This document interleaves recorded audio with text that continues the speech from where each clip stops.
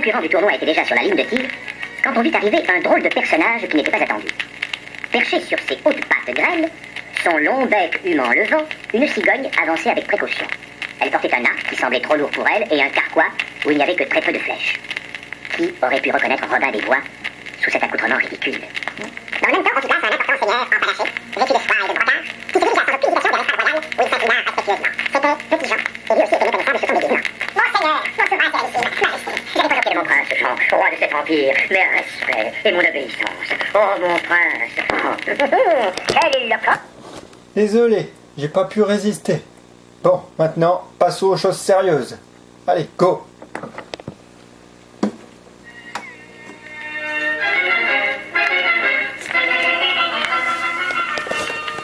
Tous les concurrents du tournoi étaient déjà sur la ligne de tir quand on vit arriver un drôle de personnage qui n'était pas attendu. Perché sur ses hautes pattes grêles, son long bec humant le vent, une cigogne avançait avec précaution. Elle portait un arc qui semblait trop lourd pour elle et un carquois où il n'y avait que très peu de flèches. Qui aurait pu reconnaître Robin des Bois sous cet accoutrement ridicule? Dans le même temps, on fit place à un important seigneur empanaché, vêtu de soie et de brocart, qui se dirigea sans aucune hésitation vers l'estrade royale, où il s'inclina respectueusement.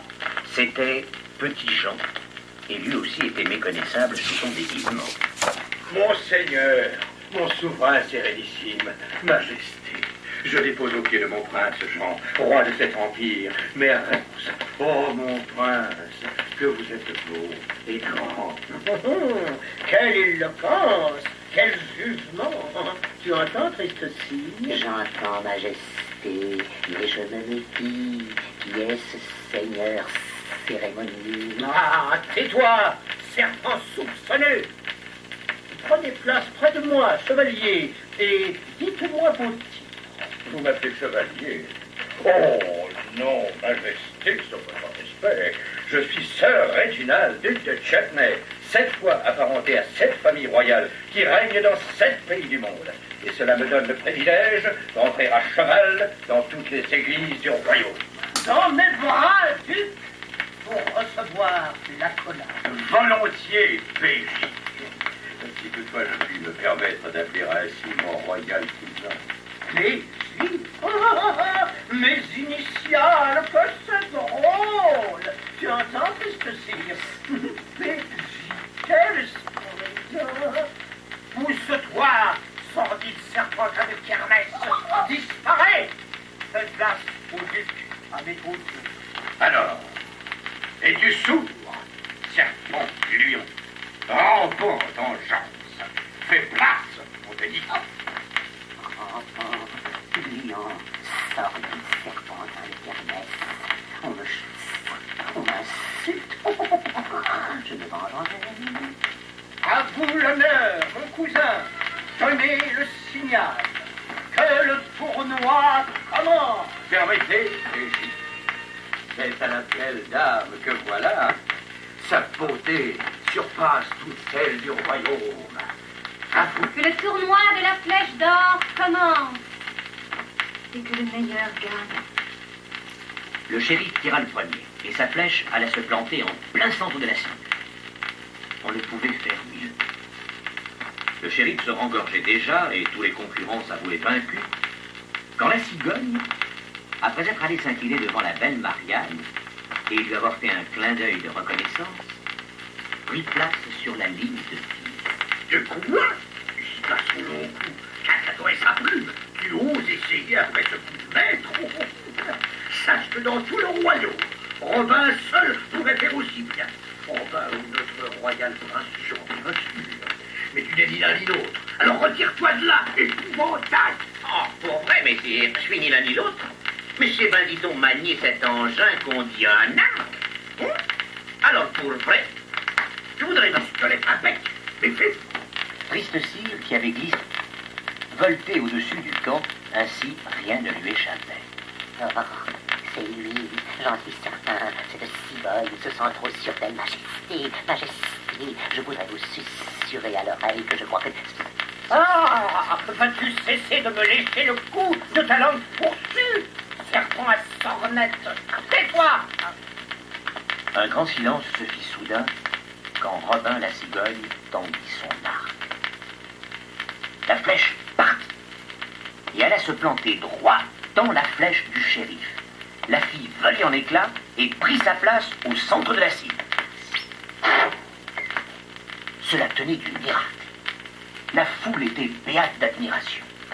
C'est lui, sire, c'est Robin. Personne ne peut dire ainsi. Saisissez-vous de lui. Et je crois bien, belle Marianne, que ce grand échassier n'est pas si gauche qu'il le paraît. Il a de si beaux yeux, si expressifs, si intelligents. On dirait, ma foi, que ce godelureau ne vous déplaît pas, mon enfant. Jeune archer, approchez de nous pour recevoir l'insigne récompense. Voilà, mon roi. Et si, avec votre permission, je puis bécoter un peu vos royales phalanges si bien ornées, je crois que je me regarderai pas. Qu'on se saisisse de cet imposteur! Robin, car tu es Robin. Je te condamne à une mort immédiate. Pitié, sire, pitié. Pour moi, soyez indulgents. Accordez-lui la vie. Et pourquoi cela, s'il vous plaît, belle damoiselle? Parce que je l'aime, sire. Parce que s'il meurt, je ne saurais vivre. Il mourra! C'est un traître à la couronne, un ennemi du roi. Je ne connais de couronne que celle que porte Richard Cœur de Lion, mon roi, notre roi à tous. Vive le roi Richard! À bas l'imposture!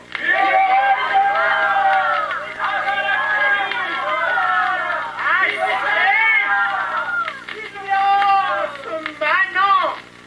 Allons, garde! Tranchez-lui le cou! Mais c'était compté sans le gros petit Jean, compagnon fidèle de Robin. À peine eut-il compris que Robin était découvert qu'il se glissa derrière le prince Jean sans que personne pût le soupçonner.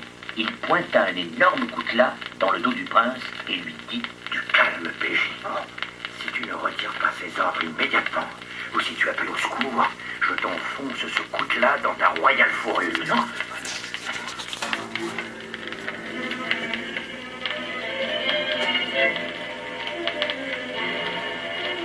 Prince Jean, bégayant de peur, ordonna aux archers de relâcher Robin. Vif comme l'éclair, Robin bondit vers l'un des mâts qui portait le ricane royal, grimpa au sommet en un instant, et de là, saisissant une corde, se laissa plonger vers l'estrade. Personne ne comprenait plus ce qui se passait. Alors, profitant du désarroi général, Robin, emportant la belle Marianne dans ses bras, sauta sur un cheval, et tous deux s'enfuirent au grand galop vers la forêt de Chêne. Quelle panique, mes amis! Triste cire se déployait en sifflant comme un ressort. Le gros shérif piétinait son chapeau. Le prince Jean appelait sa maman dans une crise de désespoir et se suçait le pouce plus que jamais. Et la bonne dame Gertrude, qui faisait semblant de se lamenter, distribuait partout des coups d'ombrelle engloussants. Oh, les coquins, les adorables coquins. Ils me faire ça à moi. Oh, l'amour. C'est si beau, l'amour. Mais où sont les neiges d'antan? Mon ciel, si je pouvais les rejoindre et quitter ce maudit prince Jean. Oui, mes amis, Robin avait emporté la belle Marianne au plus profond de la forêt de Sherwood. La nuit vint, et la lune brillait déjà entre les feuillages, quand nos deux amoureux soupiraient encore en échangeant les mots les plus tendres.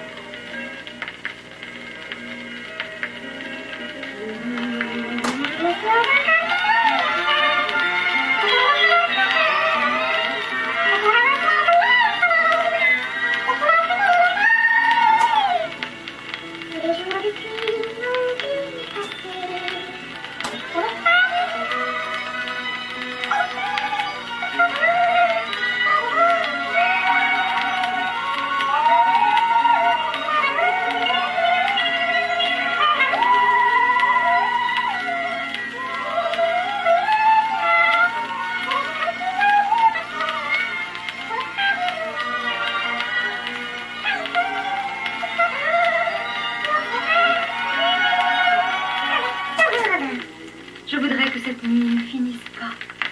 Hélas, demain viendra et il nous faudra fuir, ou peut-être nous séparer. Jamais plus que des Marianne. Je suis là désormais pour te protéger. Le roi Richard rentrera bientôt de la croisade et nous nous marierons. Fais-moi confiance. Viens, allons rejoindre nos amis. Écoute, ils semblent bien amusés. On parlera de ce Princesse Amplitude devant le roi, chacun dira de cette regagne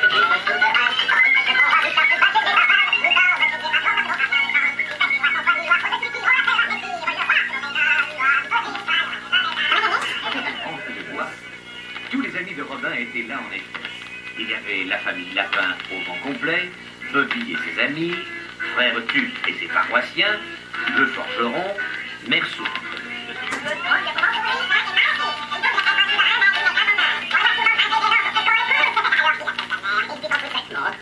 Voyez, le voilà qui roule. Il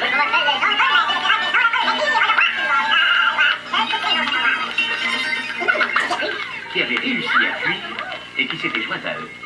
Et tout le monde dansait et chantait autour de petits gens qui improvisaient des couplets moqueurs sur le prince Jean.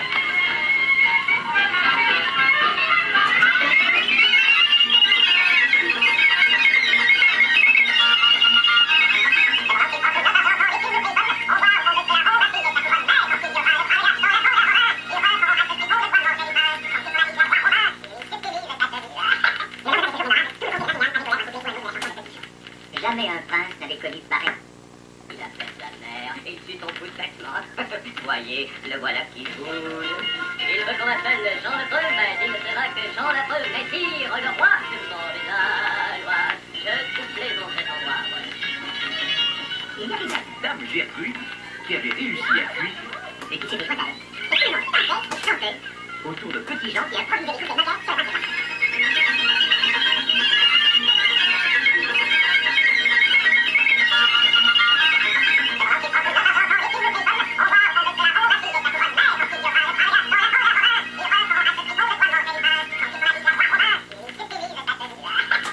de ce jour mémorable, tout le comté de Nottingham avait aux lèvres un couplet ou un autre de la chanson de Petit Jean. Jamais un prince n'avait connu pareille humiliation. Jusqu'à Triste Cire et le shérif qui fredonnaient quelques paroles en riant sous casse. Antoine Illois, le roi de mauvaise loi. Car pernicieux, pernicieux, les méchants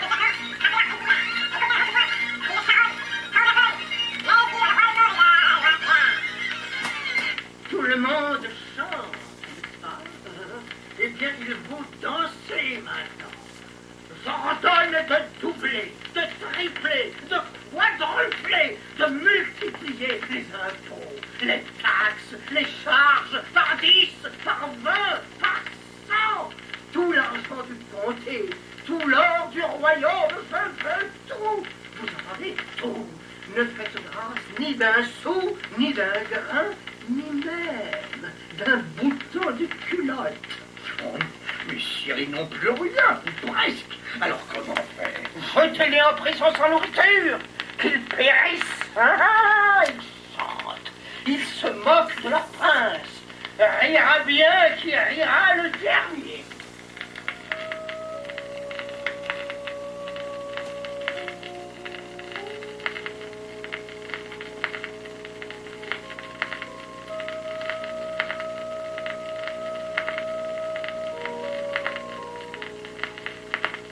Alors commença pour le comté une terrible époque de terreur et de disette. Le shérif, comme un loup cruel qu'il était, exécutait les ordres du prince. Les honnêtes gens qui ne pouvaient fuir étaient envoyés dans les cachots du château. Le frère Tuc, lui-même, qui tenta de s'opposer au pillage du tronc de l'église et qui, dans un moment de colère et de révolte, rossa le shérif, alla rejoindre ses paroissiens en prison. Et moi aussi, mes amis.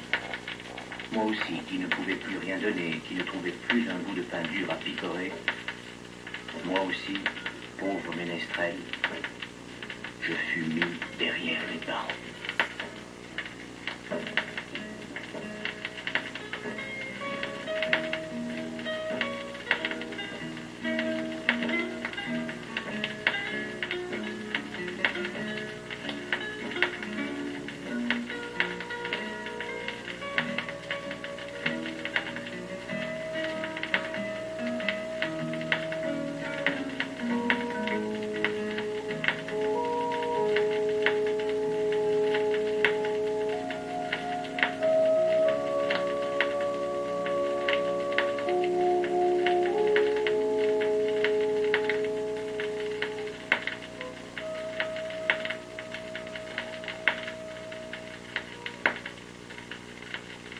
ce temps, au château, dans la chambre à coucher royale où le prince Jean avait accumulé ses 1000 sacs d'or, Triste Cire commentait la situation.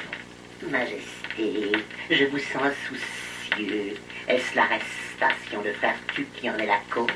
Imbécile rampant, frère Tuc, c'est Robin que je veux. Ah, je vous donnerai tout mon or pour Robin. Oh, oh maman, maman.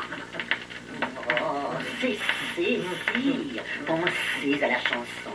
Ne sucez plus votre pouce. Qui as-tu dit? Frère Tuc est arrêté? En personne, sire. Ce gros pensu va me servir d'appart.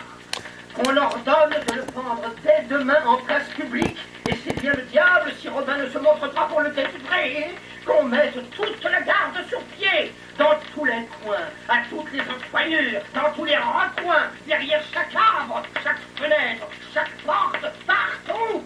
J'en veux partout. Oh oui, sire. Dans les soupiraux, dans les soupents, les sacs, les sacristies, les sacs, les saloirs, les salons, les salles de bain. Quelle souricière, sire. Mais c'était compté sans la ruse de Robin. Déguisé en vieux mendiant, il se promenait dans la ville quand il vit le shérif, aidé de ses 2 gardes fidèles, 2 vautours sinistres, l'affreux Pandare et le triste Niquedouille, qui dressaient une potence sur la grande place. Il apprit ainsi de ses nigauds que l'exécution de frère Tuc était prévue pour le lendemain à l'aube.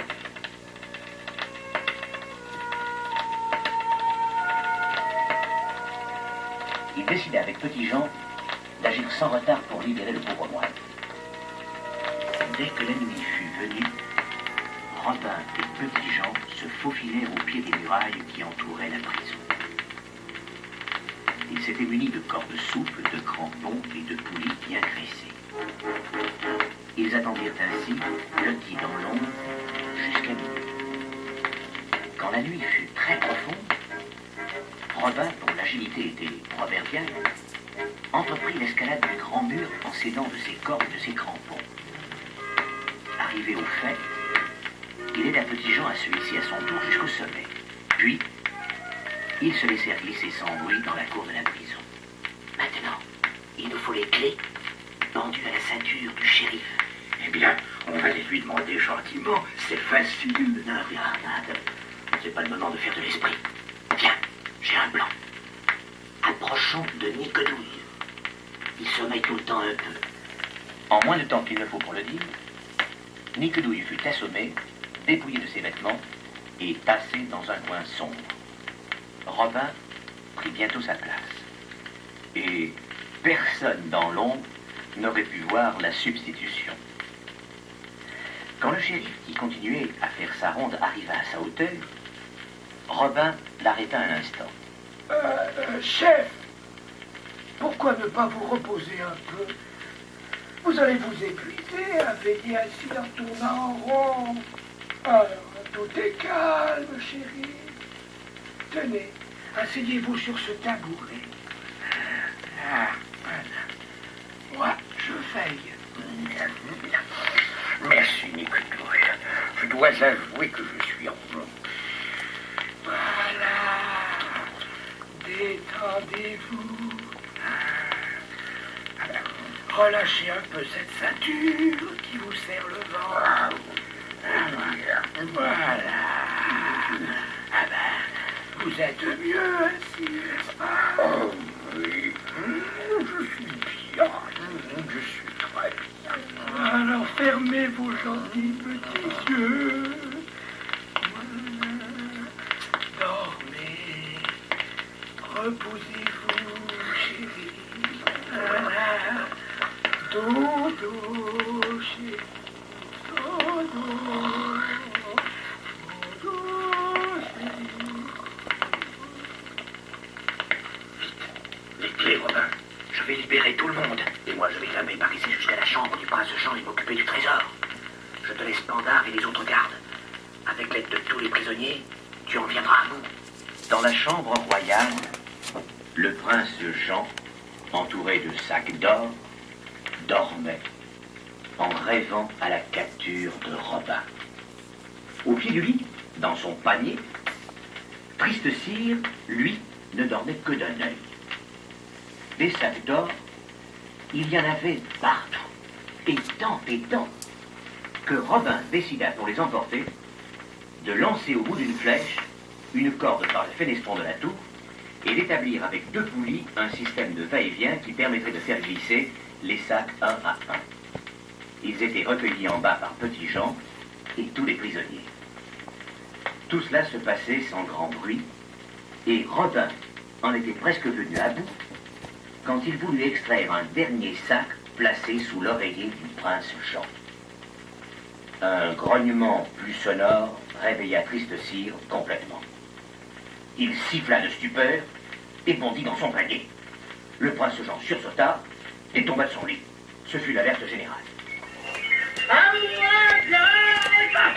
On me vole! On m'assassine! Oh non! Mon trésor! Là! Il s'enfuit par la fenêtre! Attrapez-le! Où êtes-vous? Où est-ce que je peux vous revoir? Dans la cour, c'était le branle-bas général. La nuit était si noire que personne ne reconnaissait plus personne. Les gardes et les prisonniers couraient de tous côtés. Robin et Petit Jean regroupèrent leurs troupes comme ils purent, et Robin donna l'ordre de se retrouver dans la forêt de Sherwood. Et hélas, au moment où, perché sur le mur d'enceinte, il faisait descendre le pont-levis, une torche enflammée lancée par le shérif vint le frapper. En un instant, ses vêtements prirent feu, et on le vit plonger et disparaître dans les douves du château rempli d'eau noirâtre.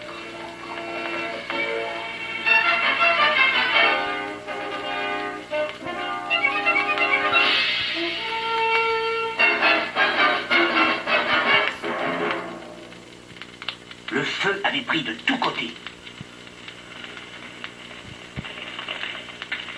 Le château brûlait.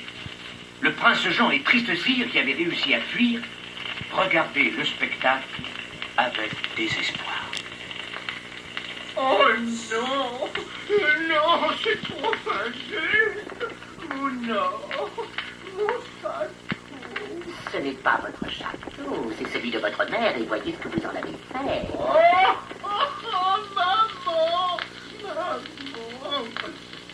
Prendre Robin des Bois, hein? C'était ça votre stratagème, pauvre souverain qui échoue partout. Ah! Cette fois, c'en est trop! Je vais te faire passer de vie à Crépa en te nouant 7 fois autour de l'anse de ce panier! Serpent de comédie! Saucisson de venin! N'approchez pas, sire, ou je vous pique. Pitié, sire, ne m'obligez pas à tuer mon roi. Dans ce combat, tous deux manquèrent périr. Et je crois bien que le diable aurait été content de les accueillir.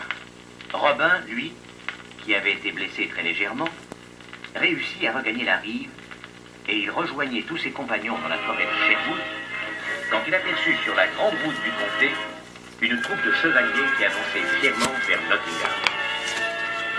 Dieu soit loué! Le roi Richard! Longue vie au roi Richard! Le royaume est sauvé!